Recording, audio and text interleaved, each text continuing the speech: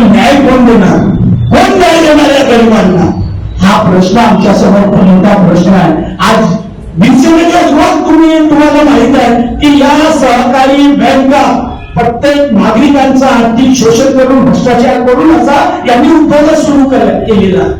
म्हणून पत्रकार बंधूंनो, आमची खूप मोठी अपेक्षा आहे. न्यायाचा चौथा स्तंभ आपण असल्यामुळे आम्ही तुमच्या समोर विनंती करतो की या गरीब लोकांचे पैसे परत मिळण्याकरता जे काही सहकार्य तुमच्याकडे होते ते केलं पाहिजे.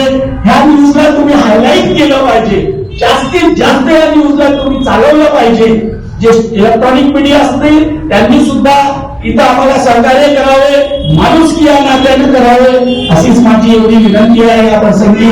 आणि या परिवाराचे पैसे कसे परत मिळता येईल त्याकरिता आम्ही रात्रंदिवस सतत आणि सतत यांचं काम घेऊन प्रत्येक संबंधित विभागामध्ये जात आहोत आणि यांचे पैसे काढून देण्यापर्यंत आम्ही चूप बसणार नाही. आम्ही आंदोलन करून, धरणे करून, मोर्चे काढून जे होते लोकशाही पद्धतीने ते सर्व हत्यार आम्ही वापरूया यांना न्याय देण्याकरिता. एवढीच माझी विनंती आहे. ती बँक नाव काय? हा, विजय भोसकर. ती बँक विजय भोसकर. हा, विजय भोसकर. ही बँक सुरू आहे का? बँक सुरू आहे. आधी ती रत्ना मारुतीला होती, आता सप्तगावामध्ये आलेली आहे.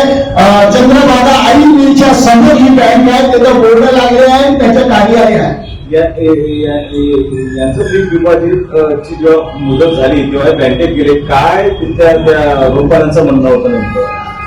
त्या रोजगाराचं असं म्हणणं होतं की तुम्हाला आम्ही पैसे देत नाही, तुमच्याकडनं जे होते ते करा, आम्ही तुम्हाला पैसे देत नाही आणि तुम्ही आमच्या बँकेत परत आले तर तुमच्या विरुद्ध आम्ही पोलीस स्टेशनला तक्रार देऊ तर तुम्हाला आतमध्ये घालू, असा प्रकार एकदा त्यांनी केलेला आहे. त्यांच्या घरी एक गेलेले होते बँकेचे जे मनोज संसारे आहेत व्यवस्थापक, त्यांच्या घरी गेल्यानंतर यांच्याच उलट त्यांनी वाटोडा पोलीस स्टेशनला गुन्हा दाखल करा. जेव्हा यांच्यावर गुन्हा दाखल होऊ शकते तर ज्यांनी 40 लाख रुपये यांचे काढले त्यांच्यावर गुन्हा का दाखल नाही? हे आमच्या घरी येऊन दारू पिऊन आम्हाला शिवीगाळ करतात असं त्यांनी खोटा आरोप लावून यांच्यावर गुन्हा दाखल केलेला आहे वाटोडा पोलीस स्टेशन. तुम्ही खातेधारक आहात का? खातेदारांना खातेधारक आहे मुलगी एक तू थोडक्यात सांगा नेमकं त्यांच्या मुखात सांगू शकतो.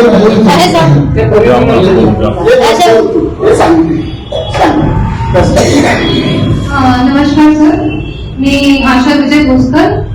ऍक्च्युली कसं सर की आमचं आजीचं शेती होती माझ्या, तर ते आम्ही 2011 त्यांनी विकली, तर त्यांचं ते ट्रान्झॅक्शन डिस्बर्समेंटमुळे आम्हाला 2016ला पैसे मिळाले होते आणि ते मिळाले होते आम्हाला 30 लाख रुपये.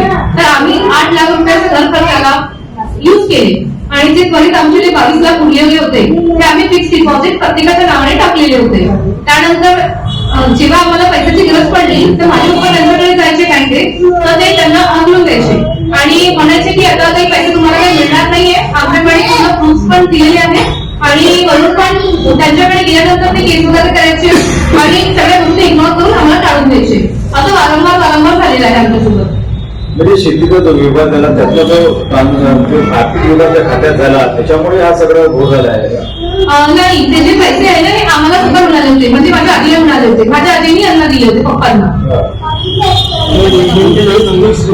आणि ते काही फिक्स डिपॉझिट केले होते. आणि यांच्या बाजूला एजंट राहत होता, नाव सांगितलं ते आमच्या बाजूला एजंट राहत होता मनोज चोपडे म्हणून, त्यांच्याकडे तुकाराम चोपडे, त्यांच्याकडे आम्ही टाकले होते पैसे. आता फिक्स डिपॉझिटची मुदत संपलेली आहे, तुम्ही जेव्हा मग फिक्स डिपॉझिट मागायला गेले तर काय उत्तर होतं नेमकं? त्यांचं उत्तर असं होतं सर की जसं की आम्ही त्यांना पैसे मागायला गेलं की ते आमच्यावर